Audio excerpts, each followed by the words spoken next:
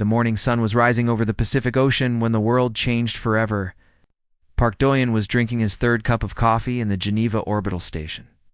Reading boring reports about rice production in Southeast Asia. He was tired.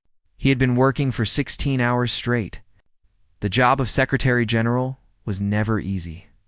But today seemed like it would be a normal day. He was wrong. The alarm came at exactly 6:47 a.m. Earth Standard Time. Every screen in the station turned red. Every speaker screamed with warning sounds. Park Doyen dropped his coffee cup and watched it float away in the zero gravity. His heart was beating fast as he pulled himself toward the command center. What is happening? He shouted. The young officer at the sensor station was shaking. Her face was white like paper. Sir, we have contacts? Many contacts. How many? 9,000, sir. 9,000 ships just appeared at the edge of our solar system. Park Doyen felt his legs go weak. 9,000 ships. Earth's entire defense fleet was only 300 vessels. Most of them were small patrol craft meant to stop asteroid miners from stealing from each other. They were not warships. They were not designed to fight an alien invasion, because until this moment, humanity had believed they were alone in the universe.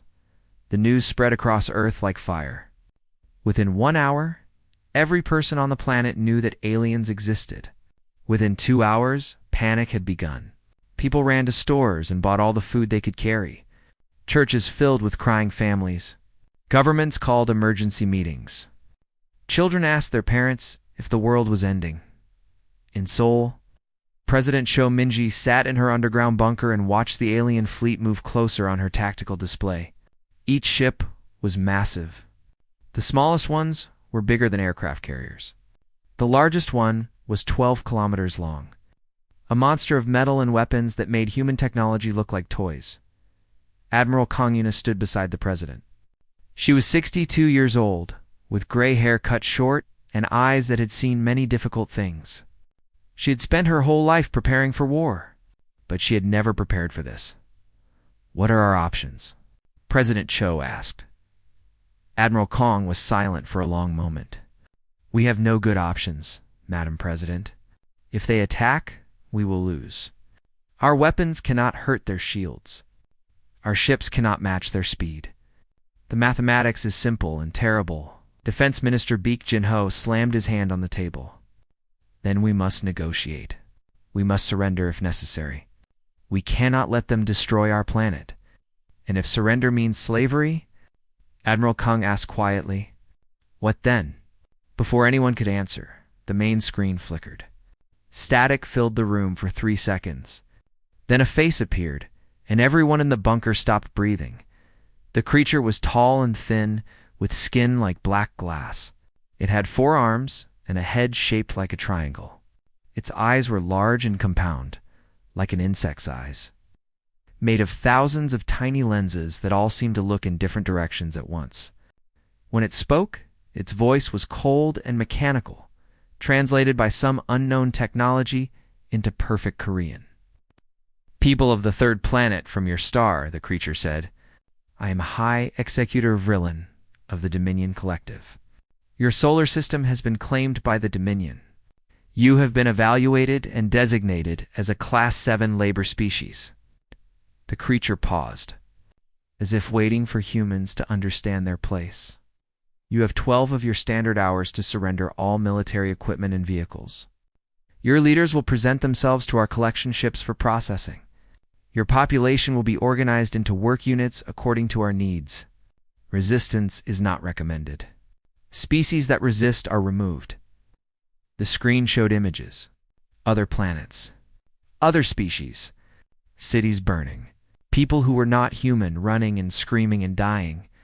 Ships firing weapons that turned everything to ash and dust. Ow.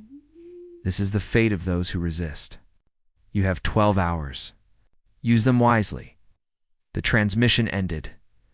President Cho Min-ji stared at the blank screen. Her hands were shaking, but her voice was steady when she spoke. How many people just saw that message? Everyone, her communications officer replied. They broadcast on every frequency. Every phone, every television, every computer. 8 billion people just watched that. The bunker was silent. Somewhere above them, 8 billion humans were learning that they were not the masters of the universe. They were not special. They were just another species to be conquered and used. Defense Minister Beak spoke first. We must accept their terms. We have no choice. We always have a choice, Admiral Kang said. A choice to die? That is not a choice. That is suicide. Maybe. No. The Admiral walked to the window that showed a digital image of the fleet surrounding Earth. 9,000 ships, forming a perfect sphere around the planet like a cage. But I have been studying their formation for the past hour. Do you know what I noticed? Nobody answered. It gave us 12 hours. Not 12 minutes, not 12 seconds. 12 hours. She turned to face the room. Why would they do that? If they can destroy us so easily, why give us time to prepare? President Cho leaned forward. What are you saying? I am saying that they are not afraid of us. They do not respect us. They think we are animals who will simply lie down and accept the collar around our necks. Admiral Kong's eyes were hard. They have made a mistake. They have underestimated us. With all respect, Admiral, Minister Beak said, what is there to underestimate? They have 9,000 ships. We have 300. We have 8 billion people, Minister. 8 billion people who just watched aliens threaten their families, their children, their entire world. Right now, those people are afraid. But fear does not last forever. Fear becomes anger, and anger becomes something that these aliens have never seen before. President Cho stood up. She was a small woman, only 5 feet tall, but in that moment, she seemed much larger. What do you need, Admiral? Time. I need to make some calls. There are projects, old projects, things we built and hoped we would never use. If I can wake them up in 12 hours, we might have a chance. A chance for what? Admiral Kang smiled, but there was no warmth in it. A chance to teach these creatures something they have clearly forgotten. A lesson about what happens when you corner a dangerous animal. Ow. President Cho nodded. Do it. Do whatever you need to do. We will not surrender. Outside the bunker, outside the cities, outside the atmosphere itself, 9,000 alien warships waited in perfect formation. Their commanders were patient. They had done this many times before. Soon, the primitive species would submit, and another world would belong to the Dominion. They did not know that in bunkers and laboratories and military bases across Earth, humans were already planning something that the galaxy had never seen. They did not know that they had just made the worst mistake in the history of their empire. They did not know what humanity was capable of when pushed to the edge, but they would learn. Hi. Executor Vreeland stood on the command deck of his flagship, watching the blue planet through the viewing window. It was a beautiful world, he admitted. Blue oceans, green lands, white clouds. It reminded him of his home planet, back before the Dominion had covered it entirely with factories and processing centers. But beauty did not matter. Resources mattered. Labor mattered. The Dominion had built an empire across 2,000 star systems, and that empire needed workers. This planet had 8 billion of them. Status report, Vreeland commanded. His second officer, a younger member of his species, stepped forward. The deadline approaches. High Executor. 6 hours remain. We have received no surrender communication from the planet's governments. Vreeland clicked his mandibles in annoyance. Have they attempted any military response? No, High Executor. Their fleet remains in defensive positions around their orbital stations. They have not fired a single weapon. They have not even powered up their targeting systems. Strange. Vreeland turned away from the window. And their communications. Their broadcasts. Silent, High Executor. 6 hours ago, all transmissions from the planet stopped. Every frequency is empty. We cannot detect any electronic signals at all. This was unusual. Vreeland had conquered 17 species in his career. Every single one had followed the same pattern. First came the panic, the screaming, the prayers to whatever gods they believed in. Then came the desperate military attacks, ships throwing themselves at the Dominion fleet in hopeless suicide runs. Then came the negotiations, the begging, the offers of wealth and tribute. Finally came the surrender. But these humans were doing none of those things. They had simply gone quiet. Perhaps they are already dead, his second officer suggested. Perhaps they destroyed themselves rather than submit.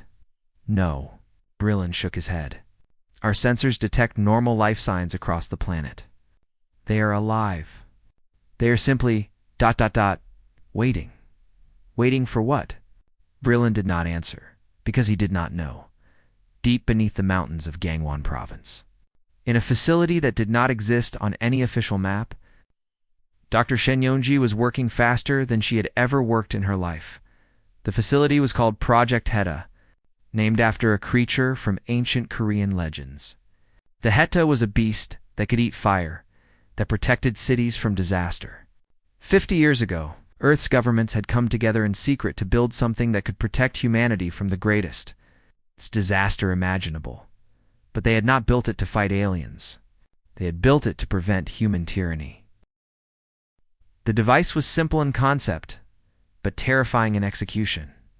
It was a quantum cascade emitter, a machine that could destabilize the energy cores of any technology within its range.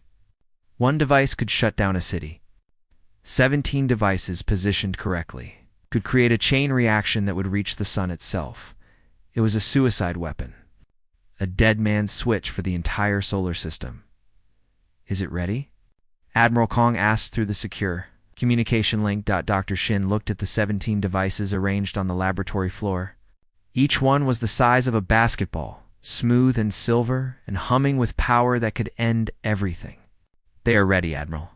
But I must tell you, we have never tested them at this scale. The theory is sound, but if something goes wrong, we all die. If we do nothing, we become slaves. I prefer the risk. Dr. Shin closed her eyes. She had 2 daughters. One was 12 years old, the other was 8. They were in a shelter in Busan right now, probably scared, probably crying for their mother. She might never see them again. But if she did nothing, her daughters would grow up in chains. They would be labor units, numbers, and an alien database. Everything that made them human would be stripped away. Sending activation codes now, Dr. Shin said. God help us all. The devices vanished in 17 flashes of light, teleported to positions throughout the alien fleet's formation. The Dominion sensors detected the energy signatures immediately. They could not identify what the objects were. On her ship above Seoul, Admiral Kang received confirmation. All 17 devices were in position. The weapon was armed. Now came the hardest part. She opened a channel to President Cho. Madame, President, we are ready. The decision is yours. Cho Minji was standing alone in her office. She had sent everyone away. She did not want anyone else to carry this weight. If she was about to gamble with the lives of 8 billion people, she would do it alone. Connect me to the alien command ship, she said. The connection was made. High Executive Rillen appeared on her screen, and Cho Minji appeared on his. For a long moment, they simply looked at each other. Human and alien, prey and predator, or so Rillen thought. High Executive Rillen, President Cho began. You have made an error. Rillen's compound eyes flickered with surprise. This was not how conquered species spoke. You declared that you would accept our surrender, she continued. We have not surrendered. You assumed this was a war. It is not. What you have initiated is a correction. A correction. Rillen's translated voice held something like amusement. What do you mean? Cho Minji held up a small device, no bigger than her thumb. This transmitter is connected to 17 devices positioned throughout your fleet. Each device contains technology that you do not understand. If I activate them, they will not destroy your ships. They will do something much worse. Explain. They will create a cascade reaction in your power cores. The reaction will spread from ship to ship. It will grow stronger with each jump. And when it has consumed your fleet, it will reach for the nearest large energy source. She pointed at the window where the sun was shining through. Our sun. Your fleet will die, and then our sun will die, and everything in this solar system will be destroyed. Our planet. Our people, everything gone. Rillen was silent for 5 seconds. Then he made a sound that might have been laughter. You would destroy your own star? You would kill your entire species? You are bluffing. Cho Mingi said, I am gambling. There is a difference. A bluff is a lie. A gamble is a choice. And I am choosing to bet that you value your own lives more than you value another conquest. This is madness. This is humanity. Cho Minji's voice was calm, almost peaceful. We have spent 10,000 years killing each other. We have burned our own cities, poisoned our own lands, slaughtered our own children. We have done terrible, horrible things to ourselves. Do you really believe we would not do the same to you? Vrillin stared at her. In all his years, in all his conquests, he had never seen anything like this. He had seen fear. He had seen anger. He had seen desperation. But this woman showed none of those things. She looked like someone who had already accepted death and found peace with it. You have 5 hours left, he said slowly. Perhaps you should reconsider. Perhaps you should. Mingi leaned forward. Every minute you stay here, you risk everything. Every minute you threaten us, you move closer to destruction. I am offering you a simple choice. Hi, Executor. Leave now, and you live. Stay, and we all die together. And if I call your bluff, then you will find out that it is not a bluff. And in the moment before you die, you will understand something important. You will understand that you should never, ever corner a human. The transmission ended. Vrillin stood alone on his command deck, staring at the blank screen. Around him, his officers waited for orders. But for the first time in his long career, High Executor Vrillin did not know what to do. The humans were insane. They were absolutely, completely, terrifyingly insane. And that made them more dangerous than anything he had ever faced.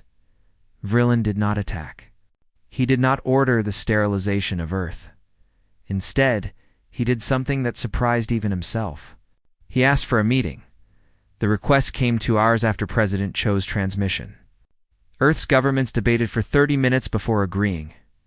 If the aliens wanted to talk instead of fight, humanity would listen. Talking bought time.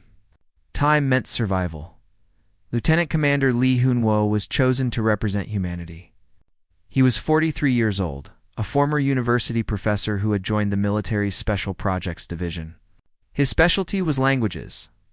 He spoke 12 human languages fluently and had spent the last 10 years developing theories about how to communicate with alien species. He had never expected to actually meet one, the shuttle that took him to the alien flagship was small and unarmed. Lee Hyun-woo sat alone in the passenger compartment, watching Earth grow smaller through the window. He carried no weapons. He wore no armor. His only equipment was a tablet computer. Containing humanity's complete historical archive, Admiral Kong had asked him before he left, "Are you afraid?" "Yes," he had answered honestly. "But fear is just information. It tells me that something important is happening. I can use that." As the shuttle entered the massive hangar bay of the alien vessel, Lee Hoon-woo took a deep breath and reminded himself of those words. Fear was just information. He could use it. The aliens who met him were different from Vrillin. They were shorter, softer, with large eyes that seemed designed for reading and studying. Scientists, Lee Hoon-woo realized. Scholars. The Dominion had sent their researchers to examine the strange species that had refused to surrender. They led him to a room filled with screens and devices. The walls glowed with soft blue light. In the center was a table with chairs designed for multiple species. Lee Hyun-woo sat down and placed his tablet on the table. "I am Scholar Threen," said the lead alien. "I am commanded to understand your species. You will answer our questions." "I will try," Lee Hyun-woo said. "But understanding goes both ways. I also have questions." The scholar tilted her head. This was also unusual. Conquered species did not ask questions. They answered them. "Very well," she said. "We may exchange." For the next 3 hours, they talked. The scholars asked about human biology, human society, human technology. Lee Hoon-woo answered everything honestly. He had nothing to hide. Humanity's technology was primitive compared to the Dominion. Their bodies were fragile. Their societies were chaotic and disorganized. But then Scholar 3 asked a different question. Why do you fight so much? Li Hunwu paused. What do you mean? Your historical records show constant warfare. You fight each other over territory, over resources, over ideas. You have killed billions of your own kind. The scholar's large eyes blinked rapidly. In the Dominion, we eliminated internal conflict 12,000 years ago. It was inefficient. But your species seems to embrace it. Li Hunwu opened his tablet and brought up a series of images, paintings, photographs, videos. He showed them one by one to the scholars. This is Thermopylae, he said, showing a painting of ancient soldiers standing against an army. 300 soldiers fought against 100,000 enemies. They all died. But they delayed the invasion long enough for their people to organize a defense. Their sacrifice saved their civilization. He showed another image. A city in ruins, smoke rising from destroyed buildings. This is Stalingrad. The enemy wanted to capture this city. The people who lived there refused to leave. They fought in the streets, in the buildings, in the sewers. Over 1 million people died, but the city did not fall. Image after image, story after story. The scholars watched in growing horror as Li Hanwu showed them the truth of human history. Wars that lasted decades, sieges that lasted years, people who chose death over defeat, who burned their own cities rather than let enemies take them. See, Li Hanwu said, you are correct.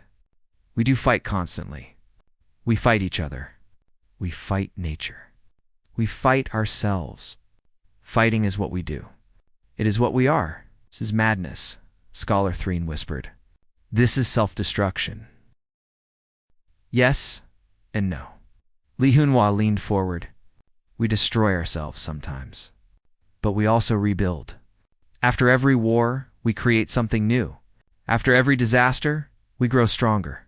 We have burned ourselves to ashes 100 times, and 100 times we have risen again. He showed them something else. Art, music, poetry, children playing in parks, families eating dinner together, old couples holding hands, scientists discovering new medicines, engineers building bridges, teachers showing students how to read.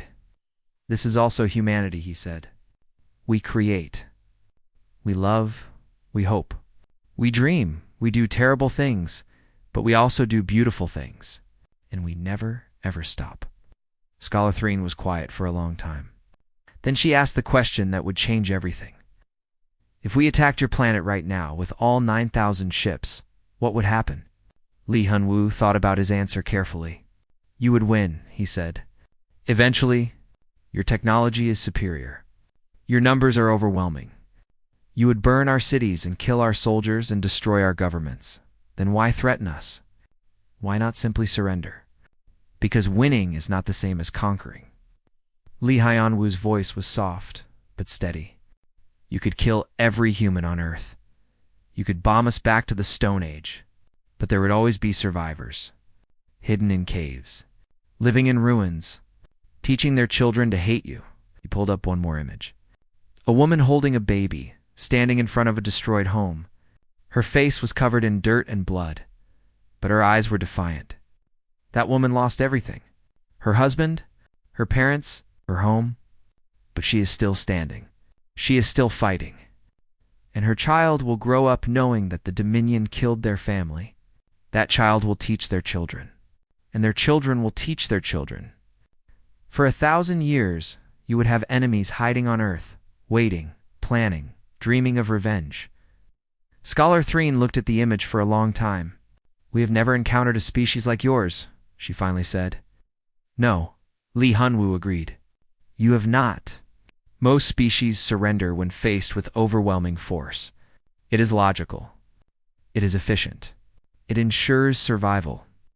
Humans are not always logical. We are not always efficient, but we always survive. Li Hunwu closed his tablet. That is the thing you must understand about us. We are not brave. We are not strong. We are not smart enough to know when we are beaten.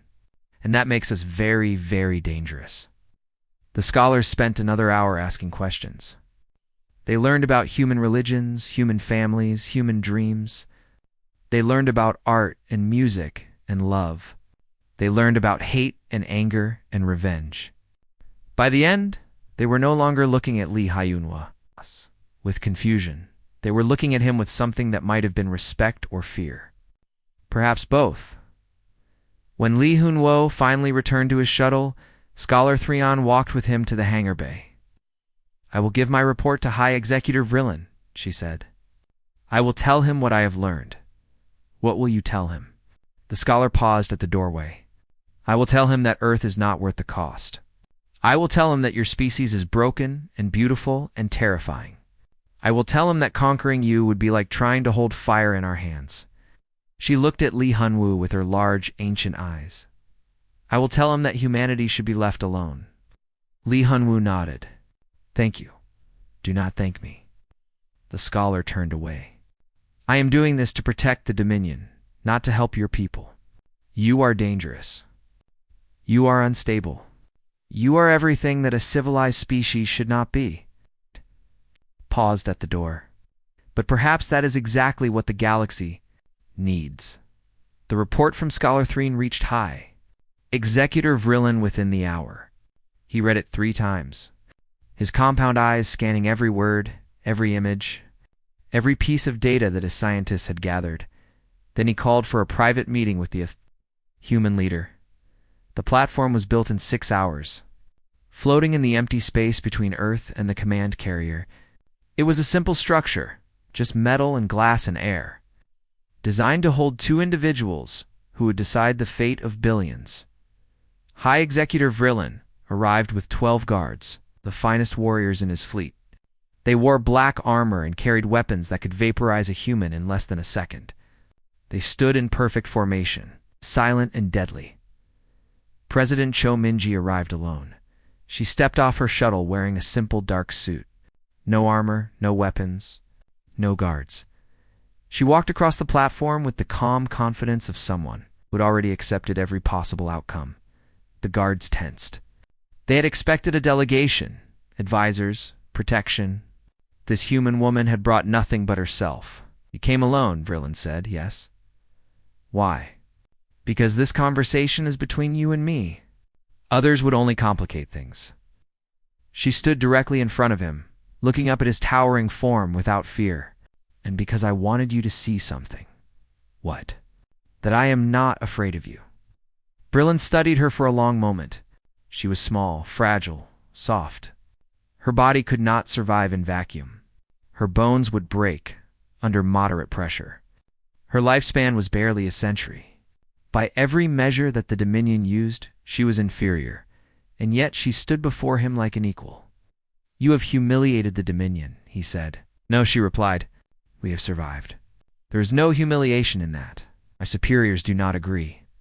They wanted me to destroy your planet as an example to others. They wanted your species erased from existence. And yet you are here, talking instead of shooting." She tilted her head. "Why?" Vrillin was silent for a moment. Then he did something that surprised even himself. He dismissed his guards. They hesitated, looked at each other, then retreated to the edge of the platform. For the first time in his career, a high executor of the Dominion stood alone with a member of a conquered species. Except that this species was not conquered. Not yet. Perhaps not ever. "I have read Scholar Threen's report," Vrillin said quietly. "I have seen your history. The wars, the suffering, the death." He paused. "But also the survival, the rebuilding, the hope that is humanity. It is madness. Perhaps." Cho Mingi shrugged. "But it is our madness. It belongs to us." Vrillin walked to the edge of the platform and looked down at Earth. The planet was beautiful, covered in blues and greens and whites. So many lives. So much potential. The Dominion could have used those lives, shaped them, controlled them. Instead, they would walk away. "Why do you not fear?" he asked, not turning around. "I could kill you right now. I could order my fleet to burn your planet to ash. Your weapons might work, or they might not. Why are you not afraid? I am terrified, Chominji admitted. She walked to stand beside him, looking at her world from space. Every moment since your ships arrived, I have been afraid. Afraid for my people. Afraid for my family. Afraid that everything we have built will be destroyed. Then why do you hide it so well? I do not hide it. She turned to face him. I carry it. Fear is part of being human. We are afraid of death, afraid of pain, afraid of loss. But we have learned to live with that fear. We have learned to use it. When I am afraid, I know that something important is happening. When I am afraid, I know that I must be strong. Vrillin made a sound that might have been a sigh. We removed fear from our species 4,000 years ago. It was considered a weakness, a flaw in our biology that prevented optimal performance. And do you miss it? The question caught him off guard. No one had ever asked him that. No one had ever suggested that removing fear might have been a loss rather than an improvement. I do not know, he said honestly. I do not remember what it felt like. Then let me tell you. Oh. Chominji looked up at the stars. Fear reminds us what we have to lose. Fear tells us what matters. When I am afraid for my children, I know that I love them. When I am afraid for my people, I know that they are worth protecting. Fear is not weakness. Fear is love, transformed into urgency. They stood in silence for a while, two leaders from two very different worlds, looking at the stars. I am going to withdraw my fleet, Vrillin said finally. Not because of your weapons. I am not entirely sure they would work as you claim, but because of what Scholar Threan told me. What did she tell you? She told me that conquering humanity would be like trying to hold fire in our hands.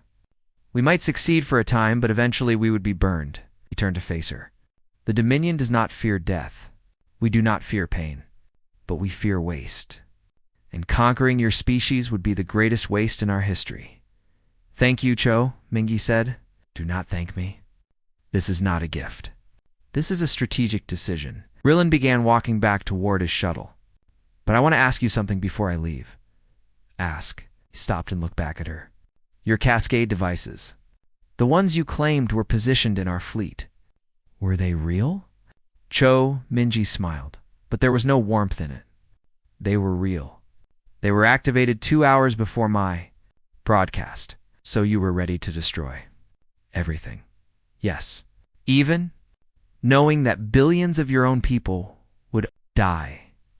Yes. Vrillin's compound eyes flickered. And if I had attacked immediately, without giving you 12 hours? The smile faded from Cho Minji's face. Then the devices would not have been ready. We needed at least 6 hours to position them. So you were bluffing? No. She shook her head. I was gambling. A bluff is a lie you hope no one calls. A gamble is a risk you take because the alternative is worse. I bet everything on 12 hours. I bet that your arrogance would give us time. And if you had lost that bet, then we would have fought anyway, with whatever we had, until the last human being drew their last breath. She met his eyes without flinching. We would never surrender. That was never an option. Vrillin stared at her for a long moment. Then, slowly, he raised one of his 4 hands in what might have been a salute. You are a strange species, President Cho, Minji of Earth, fragile and fierce, broken and unbreakable. I hope we never meet again. So do I, High Executor, Vrillin boarded his shuttle and returned to his flagship. Within the hour, the order was given.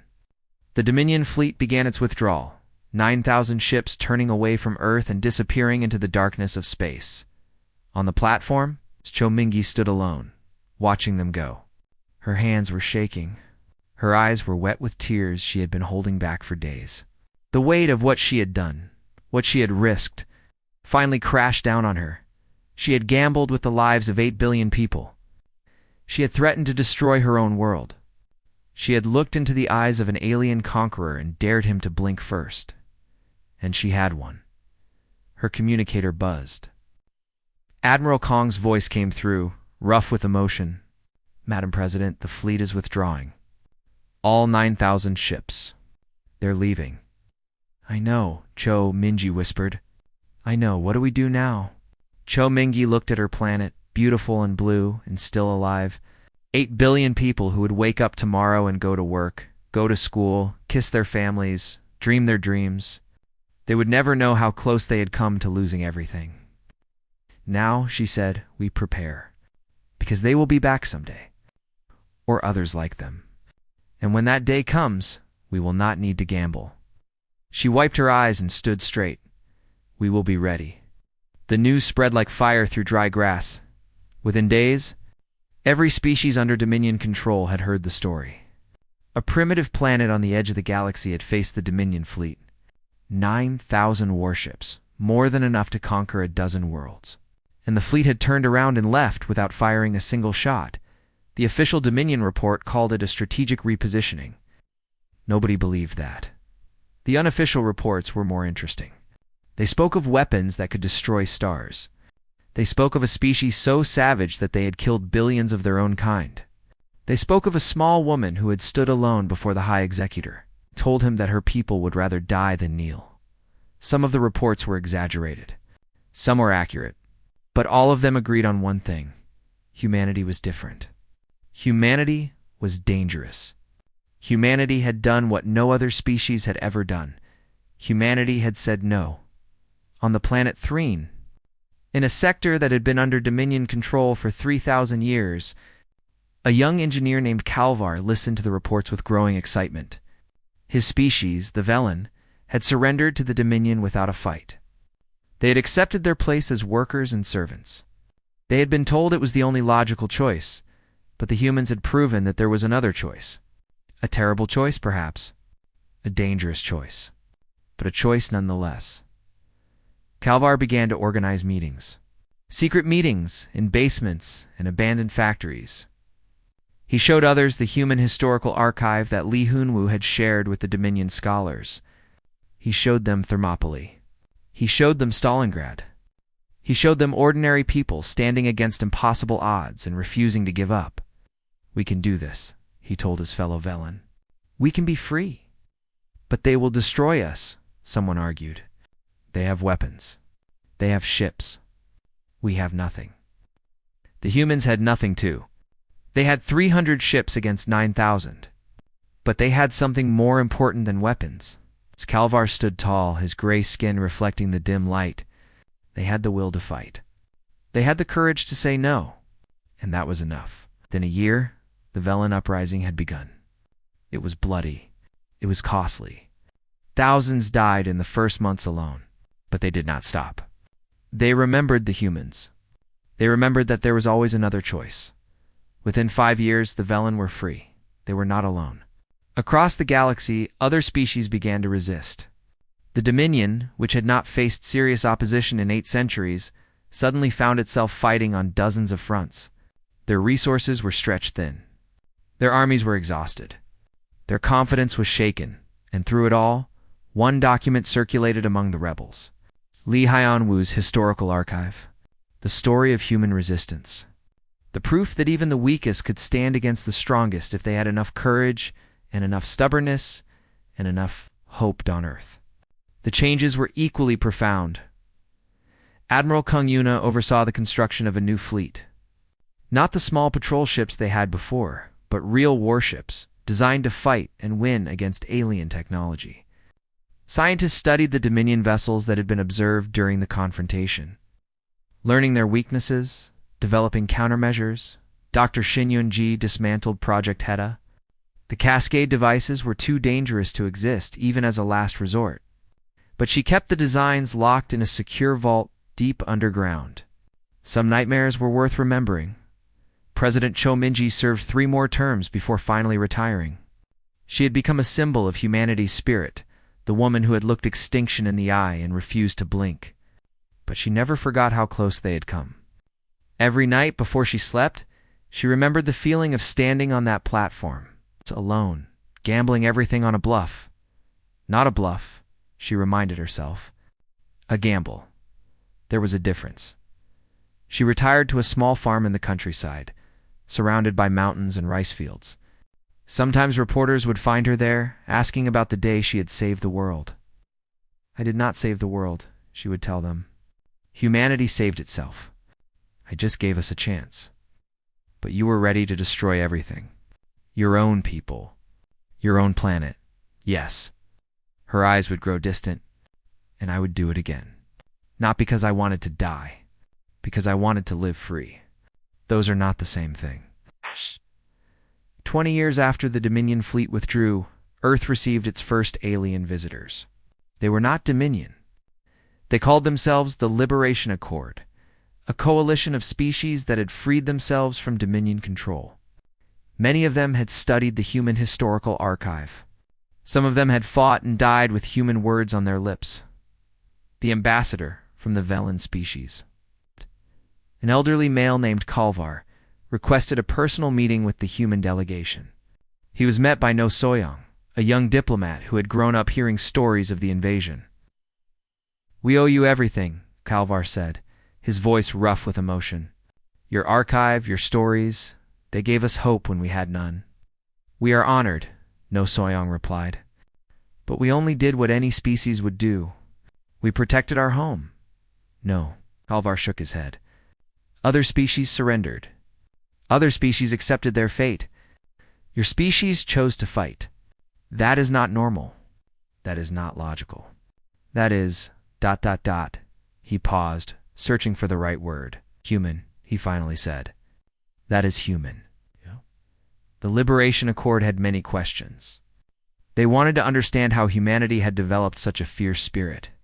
They wanted to learn how to be brave like humans, how to be stubborn like humans, how to hope like humans. But their biggest question was simpler and harder. "How do you do it?"